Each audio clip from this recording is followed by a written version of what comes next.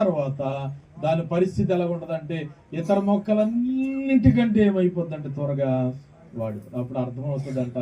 ఇంతకాలం నేను పచ్చగా ఉన్నానంటే, ఇంతకాలం నేను జీవంతో ఉన్నానంటే నా గొప్పతనం అనుకున్నాను, కానీ నేను బురదలో ఉండబట్టే నేను పచ్చగా ఉన్నాను, నేను బురదలో ఉండబట్టే జీవంతో ఉన్నాను. ఈ రోజున బురద నుండి వేరు చేయబడ్డాను కనుక నేను ఎండిపోతున్నాను, నేను బాధపడుతుందంట. నిజమే ప్రియులారా, జమ్ముకు బురద జీవమైతే, నీళ్లకు రెల్లుకు నీళ్లు జీవమైతే, ఈ రోజున మనకు జీవం ఎవరై ఉన్నారంటే మన సృష్టికర్త అయిన దేవుడు. హల్లెలూయా. ప్రభు లేకపోతే మనము లేమండి.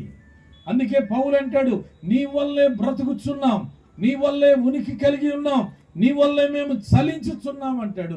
మరొక సందర్భం అంటాడు, మేమేమై ఉన్నానో అది కేవలము నీ కృప వలన అయి ఉన్నాం అంటాడు. దేవునికి స్తోత్రం కలిగిందిగా. కనుక